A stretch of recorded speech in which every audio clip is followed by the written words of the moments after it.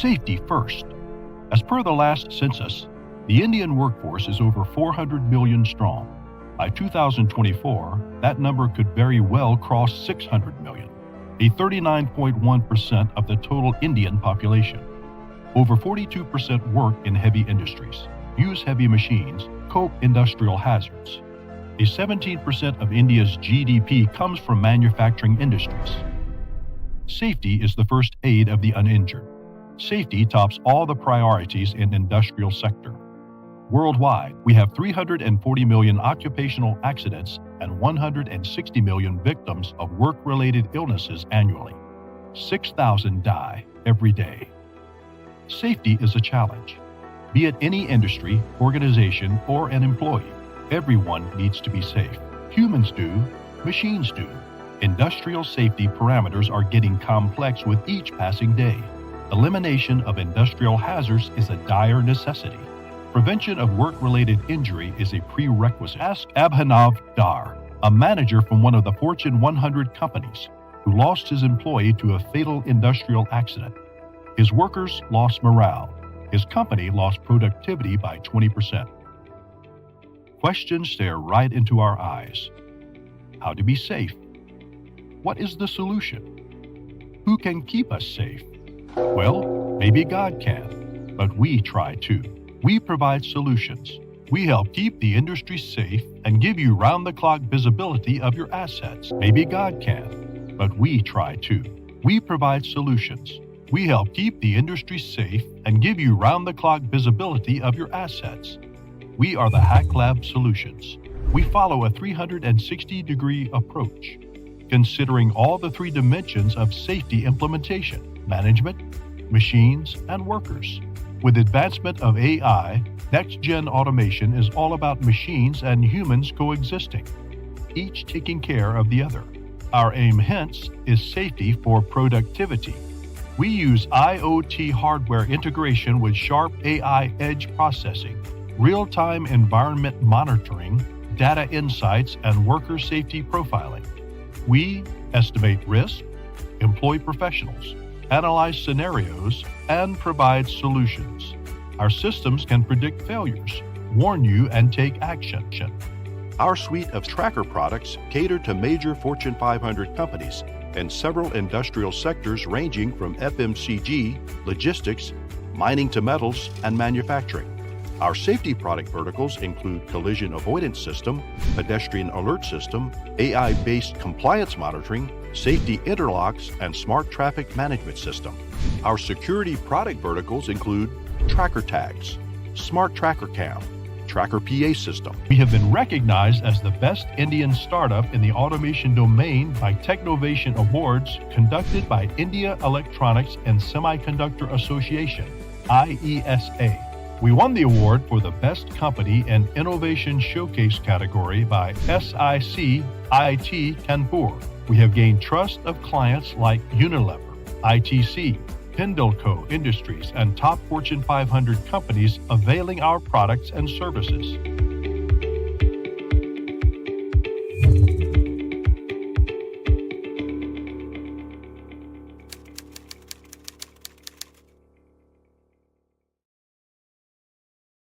And welcome to another episode of Hacklab podcast, where we explore cutting-edge strategies and insights driving safety excellence across industries.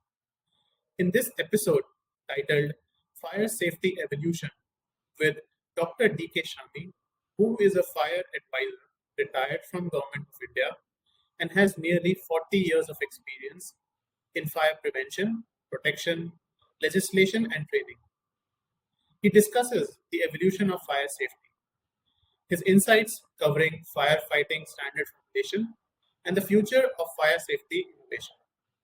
Thank you, sir, for joining us today. So, to start our conversation, sir, I would request you to introduce yourself for our audience. Thank you, Amber. Thank you very much for giving me this an excellent opportunity to spread the earned experience of 43 years. So I would like to thanks your channel as well as to all your organizer, those who are doing this thing. As you told that I retired from the government service, I retired on 30th of April 2022 from the government service as a fire advisor. But during my 28 years in government service, I was the chairman of CD, Bureau of Indian Standards CD 22, column 4 as well as the 22. And then I also was the member of more than 8 BIS committees and contributed immensely for the OISD development. I was the uh, chairman and the member secretary of a few other committees set up by the other ministries like labor ministry, a committee to formulate the standards on factory related industrial factory related codes. And being a chairman, I developed that before my retirement, handed over to the Ministry of Labor in 2022. That's it. In addition, actually, I was the chairman, director of the National Fire Service College, Nagpur, for 6 months. And during my tenure, I ensured the development college as well. That I will brief you later on when you will be asking the relevant question on the training. Thank you, sir. Sir, what inspired you to pursue a career in fire safety and disaster management, and how did that shape your journey?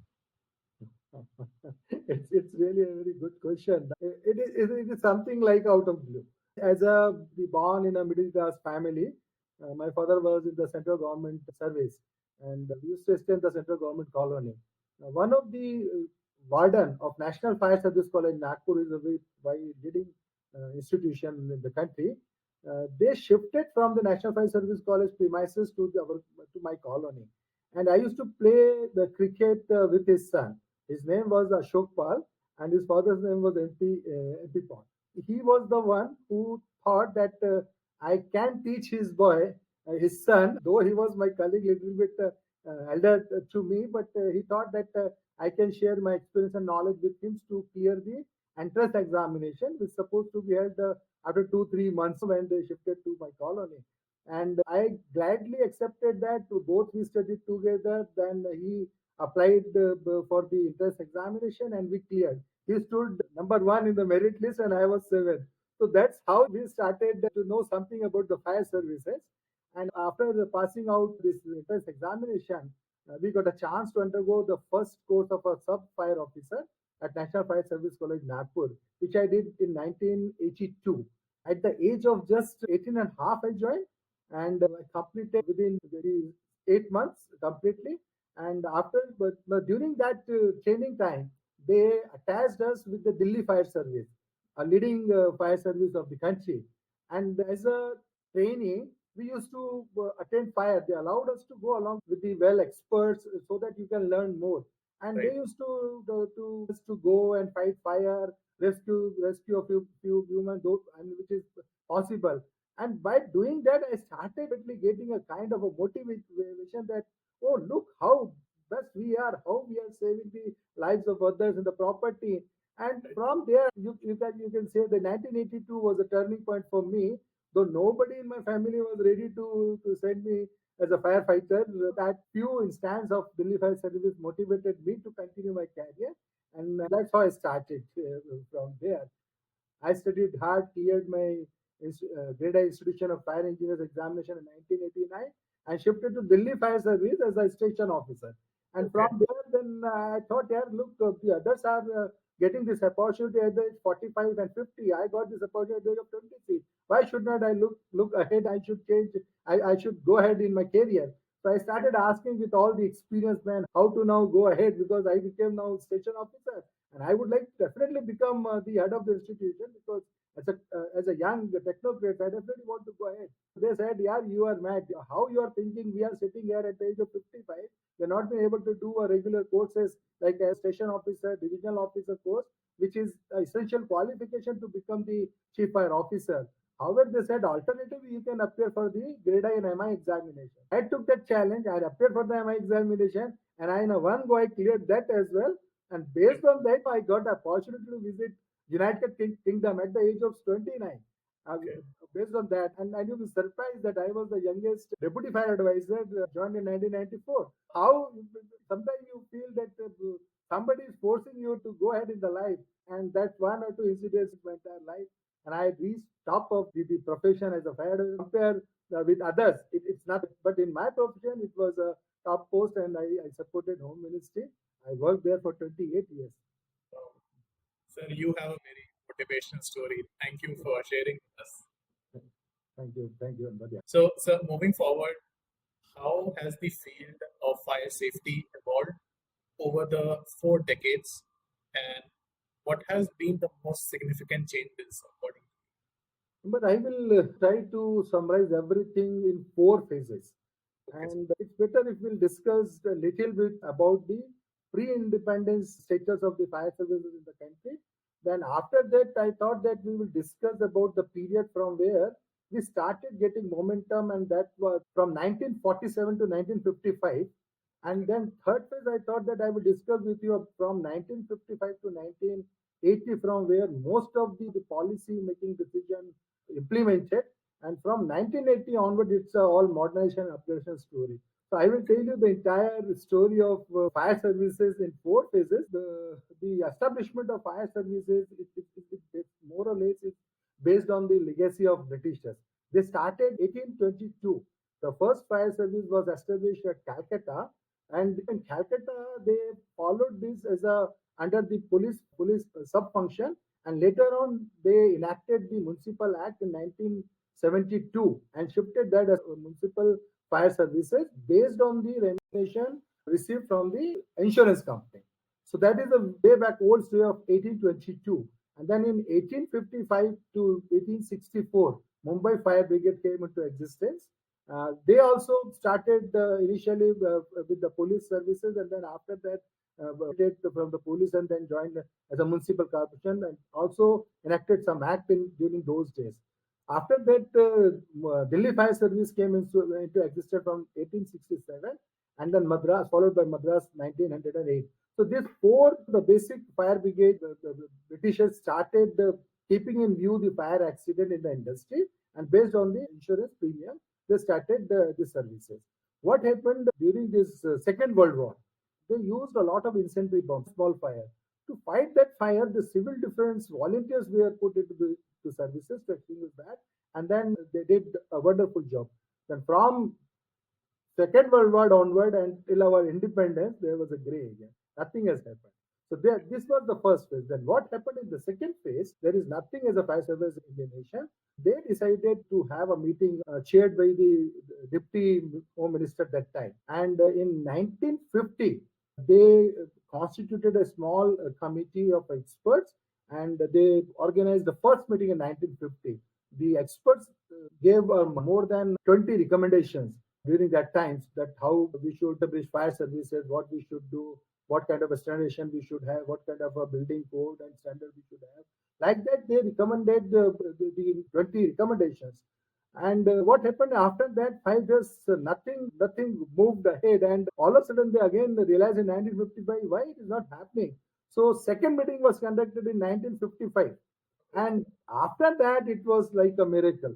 In 1955, they decided to have a national fire service college in Nagpur, and they established a fire college in 1956 at Rampur, later shifted to Nagpur in 1957. So that was the first major the steps taken by them. Then after that, they decided, look, it's difficult that every time the minister can't just take a lead. So they tried to formulate a specialized committee called Standing Fire Advisory Council, with a few experts of the fire brigade from the states as well as from the ministries, including the defense ministry. They formulated one committee called the Standing Fire Advisory Council.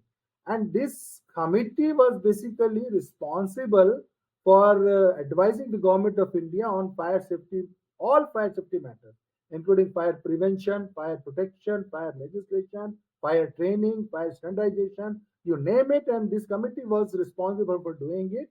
This committee was headed by again the minister. After that, this committee was headed by the Director National Fire Service College Nagpur. So this was the second turning point. And after that, what happened? They decided that unless we have some awareness program in the fire services, we cannot tell the people about the importance and other things. So they try to recognize the fire service day as well. Followed by, they decided that we should have some NGOs for the capacity building based on the Institution of Fire Engineers UK, and they decided to establish Institution of Fire Engineers in 1973. At the same time, research and laboratory was also identified, the CBARI Roorkee. And but ultimately that Roorkee gone to the different ministry, but it was the creation of a Ministry of Home Affairs. So that was the beautiful phase from 19 to 1955. We developed quite well. Then after that, from 55 to 1980, all major policy decisions were taken by the Ministry of Home Affairs. And then the turning point came from the implementation part of it. What happened in 1958, Government of India had circulated Model Fire Force Bill with the view that we should have the uniform legislation in the country. But after the 20 years, nothing moved as per their visualization. They decided that how it will go. They formulated then the Model Act and they circulated to the state and they imposed the state, the central. We cannot enforce, but they started writing to the state government that you should quickly enact your own act. Based on the pressure from the Home Ministry, few states have enacted, but they failed to make the rules. So it was difficult to implement the act unless you don't have a rules and regulation for implementation. You cannot implement your act. It is a long story, but ultimately now I am telling you at the end of it, just summarize it that after persuasion in 2025, almost 29 states have their own act as well as rules and regulations. So all credit goes to the ministry. So that was the second phase where we had started. Now I was just talking of a third phase from fourth phase, 1980 to 2025. We realize that there are enough code, rules, regulations, policy, but nobody is implementing. And when the SFS reviewed, they started recommending to the Government of India that finance is required. Until and unless you provide finance to the state governments, they will not implement all recommendations because fire services is nobody's job. It's a thankless job for them as well. It was last priority in the states to develop. What happened? Government of India decided first to give some soft loan.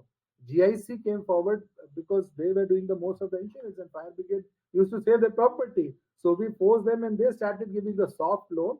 So we almost disbursed more than 406 crores rupees to the state for the development of fire brigade. Now I will little bit cover about that how Government of India had supported the state government for financially. Then what happened after this? The state also started. Why you are doing nothing? You are only providing the loan, and for that loan we are paying the interest. Since you want to save the national property, state, you want to save the life and property, you should give the interest-free loans. And in 1995, I joined Ministry of Home Affairs in 1994, and I tried to push the Planning Finance Commission.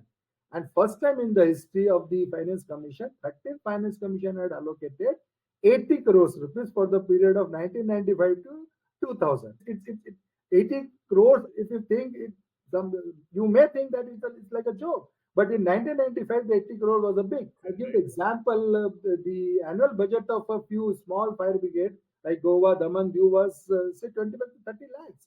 And we gave them 3 crores for development. You can understand the 80 crores was the quite good, sufficient money. And based on that, state fire services started procuring the modern equipment. And what happened? We approached to the 11th Finance Commission. They also allocated us 201 crores rupees for the development of fire services. Then 13th Finance Commission gave 472 crores to 7 states. So that's how it started pushing.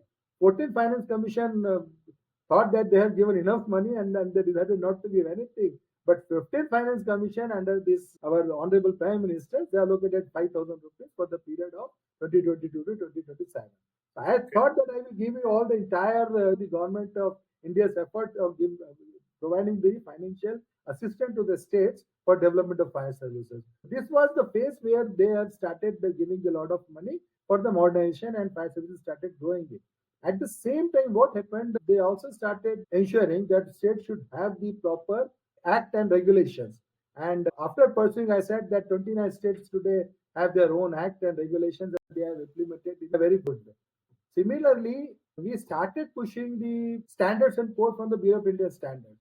So National Building Code of India was there.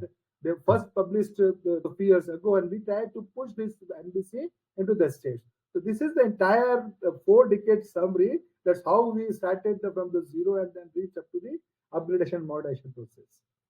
Thank you, sir. That was a very detailed and informative answer from you. Our audience will be really happy to learn from this podcast. It's good that the information goes well. So, sir, Moving forward, with your involvement in the Smart City initiative, how do you see technology transforming fire safety in urban areas? Look, what happened? The new government announced that they will convert the few cities as a smart city. And at initial stage, they thought to convert all the transportation, communication system as a smart systems. And they started by doing that, perhaps they will convert the city as a smart city, like paying your bill, online bill. There is no need to go, something like that. The thought of it, but then after that, they decided that we should have a clear-cut definition about the smart city. I also started participating in so many committees, and I started raising my voice that smart city should be based on some national international standards. There are some standards where they given some indicators. If you complete those indicators, then only you turn that city as a smart city. Otherwise, you cannot designate those city as a smart city. So I started as a fire advisor. I started pushing those indicators to the standard committee. Government of India, then what happened? The committee headed by a secretary, Mr. Sudhir Krishna. He was very much involved in the urban development, and based on his rich experience, decided to have a separate committee to talk about the smart city standard. And I tried to push all six indicators. However, they adopted three indicators, which is now good for me, that they want to ensure that in the smart city, at least all the buildings should have the NOC. Those, as per the rules and regulations, they should have the act, they should have this NOC, their response time should be good. So what happened? Slowly, I started pushing the standard scale of my response time in the smart city, and ultimately access. So this was the first part, which tells us that if you will reach within a stipulated time to the spot or to the accident area, you can control fire well. If you will reach late, I mean, then you cannot control it. I succeeded, and that was my contribution. Slowly, I started pushing it since they were going for the entire modernization of the equipment as well. So I said that we can interface our fire safety systems into the smart city computer system.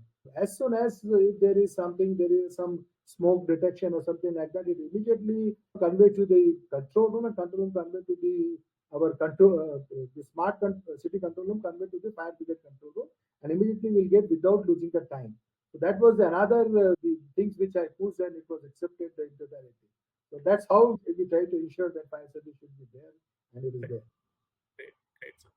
So, sir, has your international experience against fire practices in India, and can collaboration improve our preparedness? What happened? I started my first before joining even the home ministry. I went to UK, and from there I learned that how the fire services should perform, what actually are the hurdles, how to overcome those hurdles. So I learned at the very initial stage at the age of 29. I learned from there, from the United Kingdom. And in fact, those the first visit impacted me a lot. And after that, I joined home ministry. So my the perception was completely changed. Though I born and brought up in India, I studied here. I was well qualified. I did all my grade I before going over there, and then my MTech and PhD as well. But my exposures to the United Kingdom changed my perception. And I then after based on my first visit, I tried to implement a lot of administrative reforms in India. Tried to implement a lot of technology. Of course, I cannot go alone. I tried to convince everything to my ministry, and based on the available resources and their approvals, we could implement. But I still am happy that I implemented a lot of things slowly in my 22 years, 28 years of careers in the home ministry, and silently without telling anyone that from where I have copied. And during my tenure, I visited Japan, then of course the USA and the European country. From there also, I studied their organizational structure, their equipment, their fire safety of the buildings, their methodology, and tried to implement in the country. So definitely, my exposures allowed me to implement in a better way all latest technology. Right, sir. And you talked about the other collaborations with the other agencies. What happened when I been to Boston to see this laboratory and the fuel? So I was quite happy and amazed to see their simulation zone. they put a lot of equipment over there, and they want the trainees to put all their hands off training kind of a things in during their short training courses. And after that, I supposed to say that all they were so good in handling the equipment, I decided to bring the fire-based laboratory in India, and I could implement one fire laboratory that was the second of its kind in Nagpur. The time definitely visit and see that now that the fire protection laboratory based on the water exchange system is giving a lot of new exposures to the fire trainees, those who are visiting the laboratories, for example. Right, sir. Yeah. So, like you have been to different foreign countries and learned from their techniques. So, how do you see in India how far we have come and what is the path ahead? We have to go a long way. I must say you that.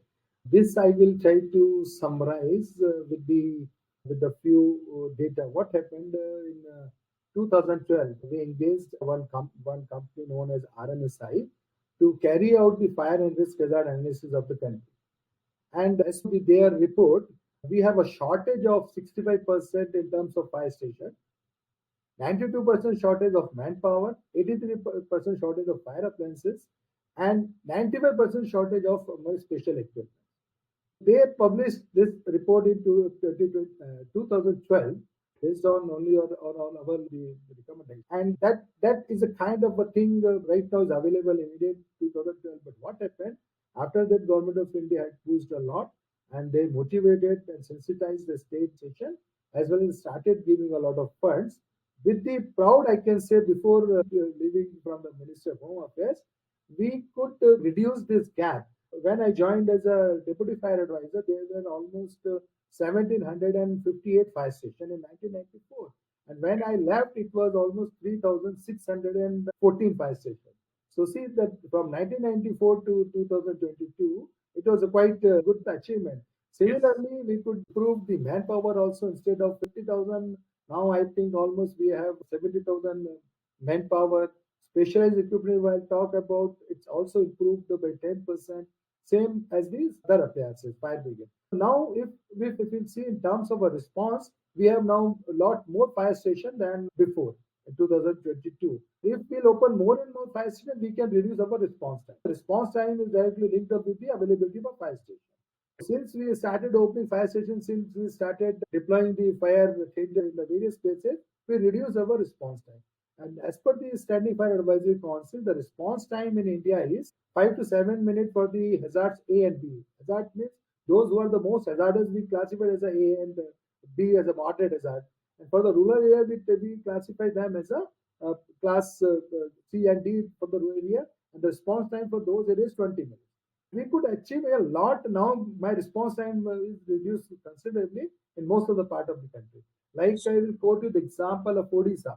FSC has recommended 343 fire stations, but right now they have more fire stations based on their disaster management the profile, and they have more than I think 350 or 355 fire stations right now.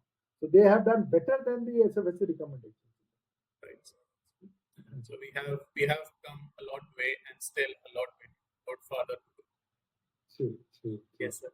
Before closing our conversation, I was just thinking, like now you're retired, but when you hear about news of fire breaking out in different parts of India, like what is the first thought comes to your mind? It hurts me a lot because we tried our best to ensure the proper fire safety cover in the country. But as I said, we have to do a lot more, and it's not easy to give you the accident-free society. It's not possible. But with a proud, I can say, after an implementation of National Building Code of India's recommendations in the high-rise building, we could substantially reduce the fire accidents.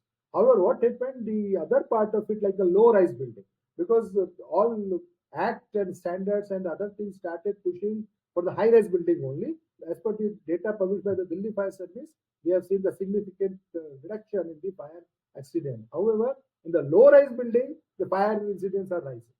So this really hurt me a lot, and I feel that there is a need to relook the things because this fire hazards keeps on changing. You cannot depend on the one fire risk hazard analysis of 2012.